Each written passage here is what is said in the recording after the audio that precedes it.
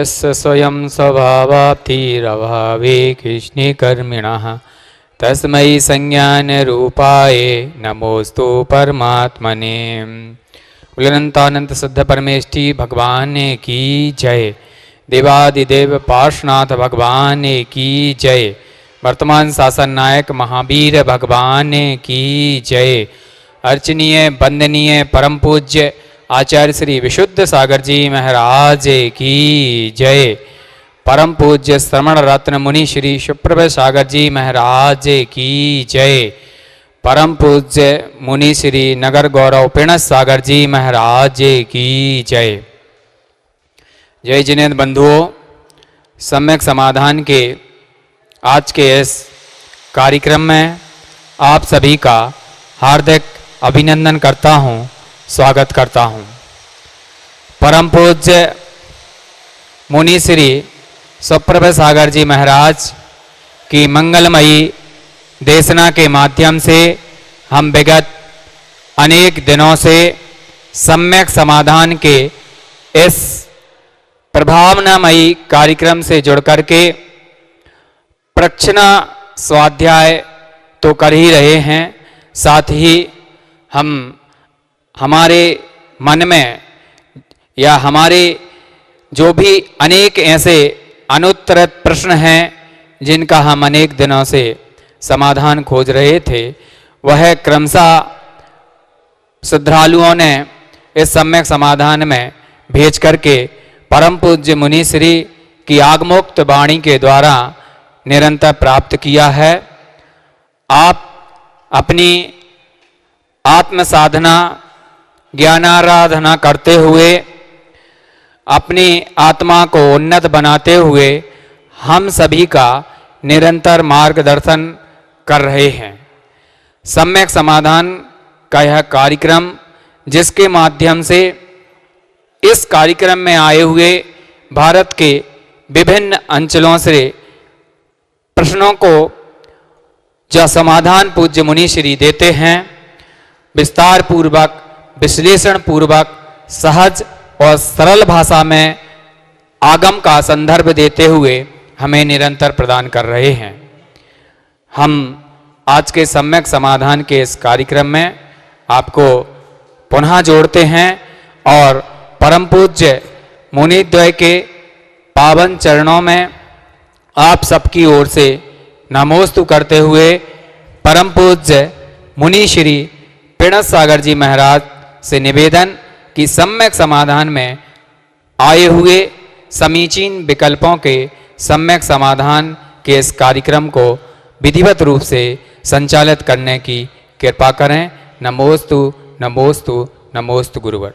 ओम नमः सिद्धेभ्य पंच परमेष्टि भगवान की परम पूज्य आचार्य भगवंत गुरुवर विशुद्ध सागर जी मुनि महाराज जी की, परम पूज्य मुनि श्री सुप्रभ सागर जी महाराज जी की।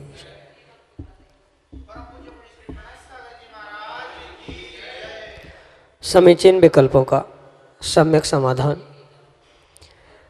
अपने मन में उठते अनेकानेक प्रतिपल जो समीचीन विकल्प हैं उनका सम्यक समाधान हम सभी प्रतिदिन परम पूज्य आचार्य भगवंत गुरुवर विशुद्ध सागर जी महाराज के मंगल सुभाषिष से उन्हीं के सुयोग्य शिष्य परम पूज्य मुनि श्री सुप्रभ सागर जी महाराज के माध्यम से प्रतिदिन यहाँ प्राप्त कर रहे हैं।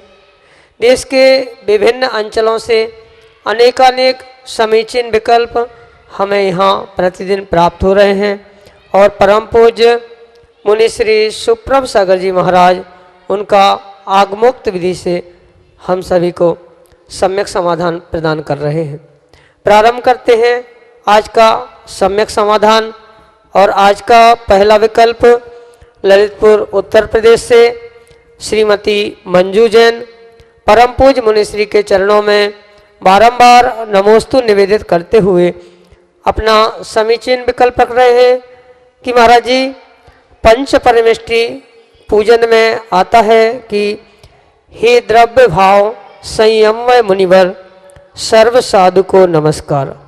यहाँ द्रव्य संयम से क्या अभिप्राय है? मिथ्या दृष्टि या पांचवा गुण स्थान है एवं भाव संयम से छठवां व सातवां गुण स्थान लेना है क्या? हमारे समीचीन विकल्प का सम्यक समाधान करने की अनुकंपा करें। नमोस्तु महाराज जी, नमोस्तु। ओम नमः सिद्धम। परम पूज्य आचार्य भगवान गुरुवर विशुद्ध सागर जी महाराज के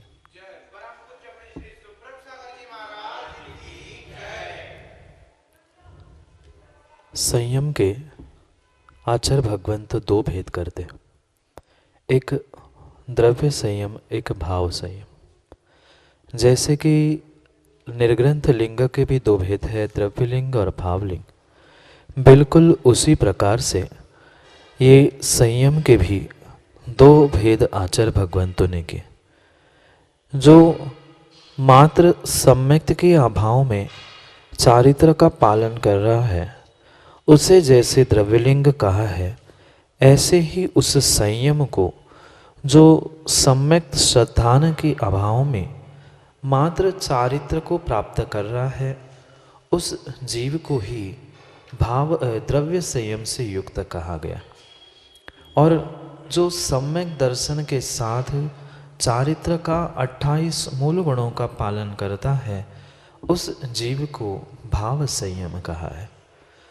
द्रव्य संयम को अन्य प्रकार से भी आचार्य भगवंत कहते हैं, जो सम्यक दृष्टि है पर छठवें सातवें गुणस्थान के अनुसार उसका चारित्र नहीं है, अपितु मात्र एक उनके पास चारित्र अनुव्रत की अपेक्षा से है, ऐसे जीव के संयम को या ऐसे जीव के लिंग को भी द्रव्य लिंग या द्रव्य संयम कहते।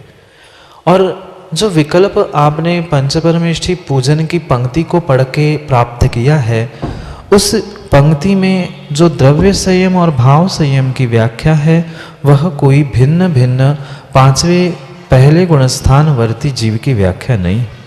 अपितु जब भी नमस्कार करने का समय आएगा तब आचार्य भगवंत जिस अभिप्राय को बता रहे थे उसी अभिप्राय को अनुसरण करते हुए कवि ने लिखा है कि मात्र द्रव्य संयम से युक्त जीवों को नमस्कार नहीं है, अपितु द्रव्य संयम के साथ जिनके पास भाव संयम है ऐसे जीवों को नमस्कार। वर्तमान में कुछ ऐसे भी जीव होते हैं और पूर्व में भी हुए हैं जो ये कहते हैं कि द्रव्य संयम के अभाव में भी भाव संयम होता है, द्रव्य लिंग के अभाव में भी भाव लिंग होता है।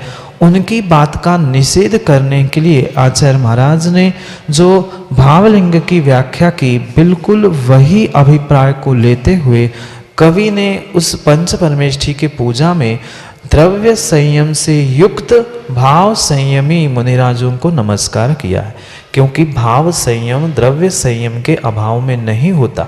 ये परम सत्य है कि भाव संयम नहीं है पर द्रव्य संयम है, ऐसा तो संभव है, पर अगर भाव संयम है और द्रव्य संयम नहीं है ये संभव नहीं। इसलिए वहाँ कवि ने लिखते हुए उस अभिप्राय को दोहराने का प्रयास किया है कि द्रव्य संयम के साथ जो भाव संयम है ऐसे द्रव्य लिंगी के साथ भावलिंगी मुनिराज को नमस्कार हो, ऐसा कवि का अभिप्राय है। किंचित भी मात्र भावलिंगी द्रव्यलिंग से सहित या द्रव्यलिंगी भावलिंग से रहित ऐसा किंचित भी वहाँ अभिप्राय नहीं है, अपितु दिगंबर भेष, पिछी कमंडल, 28 मूल गुणों का पालन, इसके साथ साथ सच्चे सम्यक देवशास्त्र गुरु पर जो श्रद्धान रूपी सम्यक है, इन जुड़े हुए सम्यक के साथ चारित्र, इस व्याख्या को प्रदर्शित करने के लिए वहाँ द्रव्य संयम और भाव संयम से युक्त मुनिराजों को नमस्कार कहा गया है। ये किंचित भी वहाँ पांचवें या पहले गुणस्थान वर्ती किसी भी जीव को नमस्कार करके द्रव्य संयमी नहीं कहा। द्रव्य संयमी वही होता है, मात्र द्रव्य संयमी, चाहे पहले गुणस्थान वर्ती या पांचवें गुणस्थान वर्ती। पर वह यहाँ पूजा की पंक्ति में अलग से द्रव्य संयमधारी या द्रव्य लिंगी मुनिराजों को नमस्कार नहीं है, अपितु भावलिंग सहित द्रव्यलिंगी यानी भाव संयम सहित द्रव्य संयम से युक्त जीवों को ही नमस्कार करने का अभिप्राय है। और भावलिंग से यहाँ छठवां सातवां गुण स्थान ही अभिप्रेत है और द्रव्य संयम से पांचवा या पहला गुण स्थान अभिप्रेत हो सकता है, पर न पहले गुण स्थानवर्ती को नमस्कार है न पांचवें गुण स्थानवर्ती को नमस्कार है, अपितु छठवें गुण स्थान सातवें गुण स्थानवर्ती भावलिंगी मुनिराजों के साथ जो द्रव्य भेष को धारण कर चुके हैं ऐसे ही मुनिराजों को नमस्कार है। यही कवि की इस पंक्ति का पंच परमेष्ठी पूजा के पंक्ति का अर्थ है और यही आपके लिए सम्यक समाधान है। अगला विकल्प आष्टम मध्य प्रदेश से डॉक्टर मगन जैन, श्रीमती चंदा जैन परम पूज्य मुनिश्री के चरणों में बारंबार नमोस्तु निवेदित करते हुए अपना समीचीन विकल्प रख रहे हैं कि महाराज जी, मानव जीवन में जो भी अनर्थ होते हैं उनके मूल कारणों में अधीरता, अशांति, असंतुष्टि और क्षोभ होता है। इन दुर्गुणों को हम किस गुण विशेष के माध्यम से सामंजस्य बिठा सकते हैं? हमारे समीचीन विकल्प का सम्यक समाधान करने की अनुकंपा करें। नमोस्तु महाराज जी, नमोस्तु। डॉक्टर साहब, आपने जितने भी यह कारण बताए हैं, चाहे क्षोभ हो, अशांति हो, चाहे अधीरता, असहनशीलता हो, इन सभी दुर्गुणों को जीव तभी प्राप्त होता है जब उसके भीतर समता नाम का गुण नहीं होता। और समता रहित जितने भी कार्य वह जीवन में प्राप्त करता है, उन प्रत्येक कार्यों के निमित्त से उसे अनर्थ को प्राप्त करने वाले ही उन घटनाओं को सामना करना पड़ता है। जितने जितने मनुष्य जीवन में अनर्थ हुए हैं, भूत में हुए हैं, वर्तमान में हो रहे हैं और भविष्य में हो रहे हैं, वे बिल्कुल बिल्कुल व्यक्ति की स्वयं की असंतुष्टि और समता रहित परिणामों से। जब थोड़ा सा लाभ हुआ तब व्यक्ति चाहता है मुझे और कुछ मिल जाए, और कुछ मिल जाए, और उस असंतुष्टि को प्राप्त होता है। पुनः जो मिला था उसमें भी समता परिणाम नहीं थे और उस समता परिणामों के अभाव में जो कम मिला था उसके प्रति भी क्षोभ हुआ। इतना ही क्यों मिला, और मिलना चाहिए था। ये क्षोभ का भी कारण मूल रूप से समता रहित परिणाम। और जितनी अशांति, कष्ट, दुख जो कुछ भी इस जीवन में हमें प्राप्त हो रहा है, उन दुर्गुणों को जीतने के लिए एकमेव आचार्य भगवंत गुण बताते हैं मनुष्यों का, जिसका नाम है समता परिणाम या माध्यस्थ भाव। कितनी भी विपरीतता क्यों ना आ जाए, चाहे हमारे सामने कोई स्वयं हमारी निंदा करते, हमारे से विपरीत कार्य करते भी क्यों ना दिख जाए, आचार्य महाराज स्पष्ट कहते हैं उसके लिए माध्यस्थ भावम विपरीत वृत्ति। जब जब विपरीत कार्य होते हुए दिख जाए तब तब हमें माध्यस्थ परिणाम, समता परिणाम धारण करने होंगे और उसी के द्वारा ही हम जीवन में होने वाले अनर्थों को संभाल सकते। चाहे वह क्रोध, मान, माया, लोभ रूपी कषाय की तीव्र उदय में हमारा काम बिगड़ा हो, या अन्य किसी इंद्रिय विषयों के निमित्त से मैंने जो जीवन में अनर्थ प्राप्त किया है, उन सबको अगर हमें ठीक करना है तो एकमेव साधन आचार्य भगवंत बताते हैं समता परिणाम, समधि समाधि। समाधि मरण भिन्न है और समधि समता परिणाम भिन्न है। सभी कार्यों में, जीवन में, मरण में, लाभ में, अलाभ में, जन्म में, मृत्यु में, सुख दुख, वन जंगल, इन सभी स्थानों में, सभी पर्यायों में जब जीव अपने भीतर समता धारण करता है, अपने कर्मों के उदय से हुए इन पर्यायों को जान लेता है, अपने आप सहजता में ही उसके भीतर समता परिणाम प्रारंभ हो जाते। और जैसे ही जीव अपने परिणामों को समधि से, समता परिणामों से संभालना सीख जाता है, सभी अनर्थ संसारिक जीवों के नष्ट होने का साधन बन सकता है। इसलिए जो ये आपने विकल्प अशांति, क्षोभ, अधीरता आदि आदि के निमित्त से भेजा है, उसके लिए एक ही गुण की आवश्यकता है, जिसको आचार्य भगवान समता या माध्यस्थ भाव कहते। न राग किसी से, न द्वेष किसी से, न कभी लोभ, न कभी उससे दूर भागने का प्रयास। ये जैसे समाधि मरण भावना में जो परिणामों की व्याख्या की है, ऐसे सतत समाधि समान बुद्धि से, समता से, माध्यस्थता से, तटस्थता के जो भाव और जो परिणाम हैं, उनको ही हमें मनुष्य जीवन के अनर्थों से बचने के लिए गुणों को प्राप्त करना आवश्यक कहा गया है। और यही आपको सम्यक समाधान से मैं कहना चाहूँगा कि जितना जितना जीव अपने भीतर समता परिणाम या समाधि धारण करता है, उतना उतना ही वह उन्नति को, शांति को, सुख को प्राप्त करता है। यही आपके लिए सम्यक समाधान। अगले विकल्प के लिए हमारे सामने है भोपाल मध्य प्रदेश से अनन्य गुरु भक्त वीरेंद्र जैन, जो कि अपना समीचीन विकल्प परम पूज्य मुनि श्री के समक्ष रख रहे हैं। गुरुदेव नमोस्तु नमोस्तु नमोस्तु। गुरुदेव, आजकल पंचकल्याणक जो हो रहे हैं, इसमें पंचकल्याणक पूरा होने के बाद कई बार देखते हैं कि प्रतिमाएं खंडित हो जाती हैं। इसमें दोष किसको लगाएगा गुरुदेव? कृपया नमोस्तु। वर्तमान परिप्रेक्ष्य में जो पंचकल्याणक संपन्न होते हैं, वह किंचित भी किसी एक अकेले व्यक्ति की जिम्मेदारी नहीं बची। न वर्तमान में न भूत में जब भी पंचकल्याणक होते हैं, परिपूर्ण रूप से एक सामाजिक और बहुत सारे घटक मिलकर ही उन क्रियाओं को हम निष्पादित करते, जिसमें मुख्य पात्र श्रावक के साथ साथ कोई सूर्य मंत्र देने वाला दिगंबर मुनि, दिगंबराचार्य होते हैं, या कोई प्रतिष्ठाचार रूप से मुख्य तीन ही पात्र आगम में उन प्रतिष्ठा या पंचकल्याणक आदि के निमित्त से बताए गए।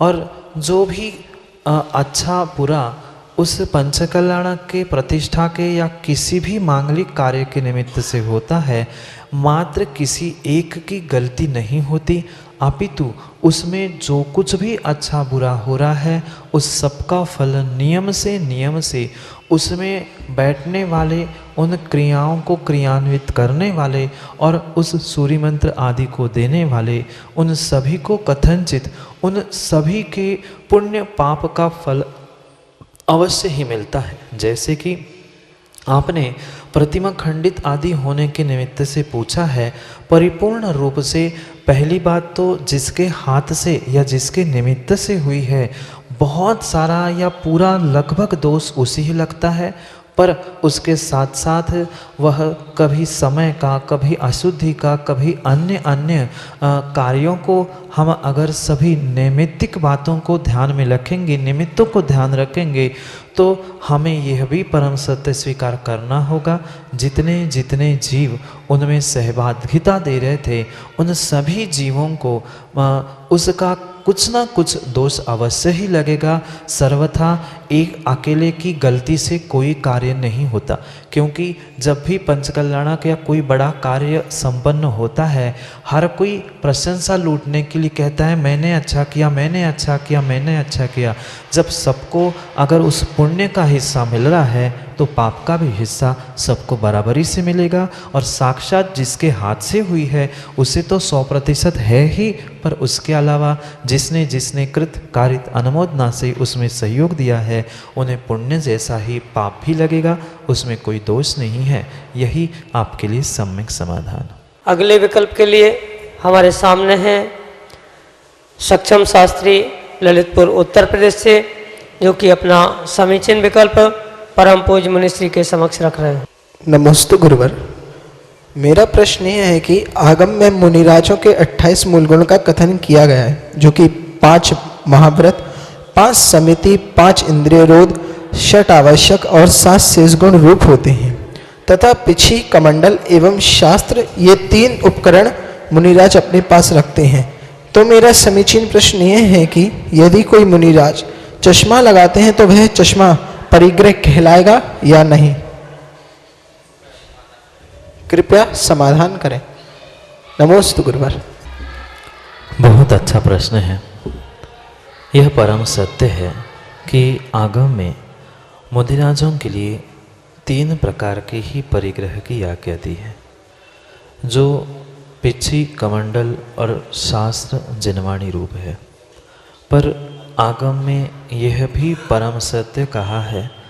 मूलाचार ग्रंथ के अंतिम गाथाओं में आचार्य वट्टकेर स्वामी कहते हैं कि मूल गुण जो आगम में वर्णित है वही है, वे कभी कम या ज़्यादा नहीं हो सकते।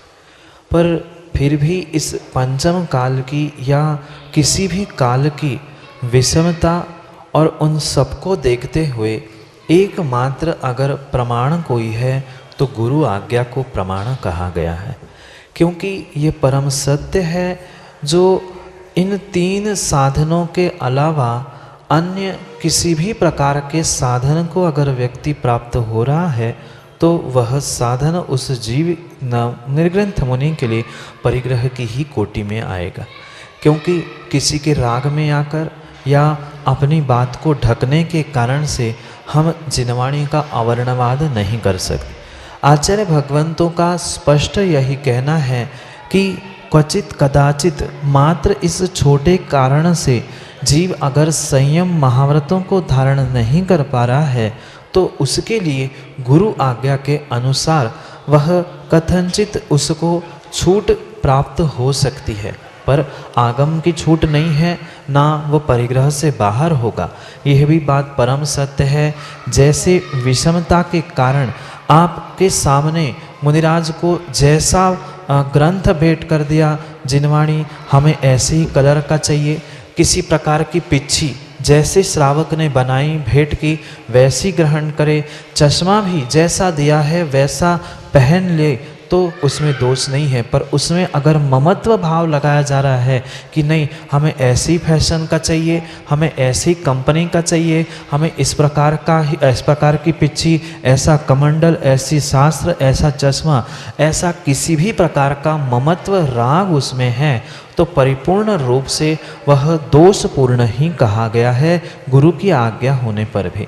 पर गुरु की आज्ञा के अनुसार, क्योंकि मूलाचार ग्रंथ में सबसे अंतिम गाथाओं में यही लिखा, गुरु आज्ञा ही सर्वोपरि शिष्य के लिए प्रमाण हुआ करती है। और उसी कारण से वर्तमान की जीवों की क्षयोक्षम की कमी के कारण कथनचित उसको ये मैं कह नहीं पाऊंगा या ना कहूँगा कि वह परिग्रह में नहीं आएगा।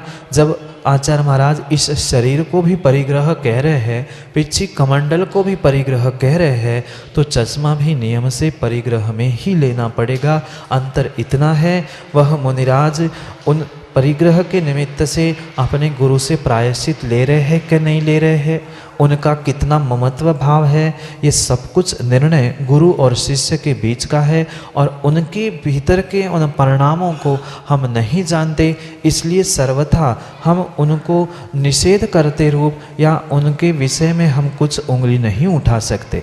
और यही समझकर यही निर्णय हमें करना होगा कि किंचित भी वह अपरिग्रह नहीं कहा जाएगा, भले ही वह परिग्रह है, पर उसमें अगर ममत्व भाव नहीं है तो कथनचित गुरु आज्ञा से उस प्रायश्चित आदि को धारण करते हुए वह छूट आगम में आचार्य भगवंतों ने दी है। यही आपके लिए सम्यक समाधान। अगले विकल्प के लिए हमारे सामने है अमित जैन सराफ, ललितपुर उत्तर प्रदेश से, जो कि अपना समीचीन विकल्प परम पूज्य मुनिश्री के समक्ष रख रहे हैं। दोस्तों महाराज जी, जब यह जीव मरण को प्राप्त होता है तो उससे पहले जिस पर्याय में जन्म लेना है उस पर्याय को देख के आता है, ऐसा क्यों होता है? नमोस्तु महाराज जी। आगम में 7 प्रकार के समुद्घात की व्याख्या की। उन 7 प्रकार के समुद्घातों में एक मरणांतिक समुद्घात करके समुद्घात हुआ कर। समुद्घात का अर्थ होता है अपने मूल शरीर को छोड़े बिना जो आत्मा के प्रदेश बाहर पहुंच रहे हैं, उन आत्मा के प्रदेशों को बाहर पहुंचाकर पुनः अपने शरीर में आ जाना, इसको ही आचार्य भगवान समुद्घात कहते हैं। और जो मारणांतिक समुद्घात है, जो आपने विकल्प पूछा है, वह विकल्प उससे ही संदर्भित है। मरण के उपांत अंत समय के पहले ही जीव जिस स्थान पर पहुँचने उसका कर्म के आयुबंध के अनुसार नियत हुआ होता है, वहाँ पर पहुंचकर पुनः आत्मा के प्रदेशों को मूल शरीर में लाकर मृत्यु को प्राप्त होता है। या किन्हीं आचार्यों का ऐसा भी अभिप्राय है कि पहले वहाँ पर उस स्थान पर पहुंचकर जैसे ही मृत्यु को प्राप्त होता है, बचे हुए प्रदेशों को भी वो वही खींचकर बुला लेता है। इन दोनों कारणों में पहला जो ये आपने विकल्प क्यों पूछा है, तो यह विकल्प मारणांतिक समुद्घात की अपेक्षा से होता है, ऐसा आगम में लिखा है। इसलिए होता है कि वह वहाँ पहुंचकर अपने स्थान को कुछ समय पहले जानना देखना चाहता है, इस कारण से आत्मा के प्रदेश वहाँ तक पहुँचते। पर यह भी सत्य है, प्रत्येक जीव इस मारणांतिक समुद्घात को प्राप्त हो जरूरी नहीं है। कुछ कुछ जीव ही इस मारणांतिक समुद्घात को प्राप्त करते हैं, जो बहुत तीव्र आकांक्षा या इच्छा रखते हैं मेरा जन्म अगली पर्याय में कहाँ होना है। ऐसे परिणामों से मृत्यु को प्राप्त हुआ जीव ही मरण के अंत समय के पहले अपने आत्मा के प्रदेशों को बाहर फैलाकर उस स्थान तक पहुंचकर पुनः वापस अपने मूल शरीर में आता है। यही आगम के परिप्रेक्ष्य में आपके लिए सम्यक समाधान।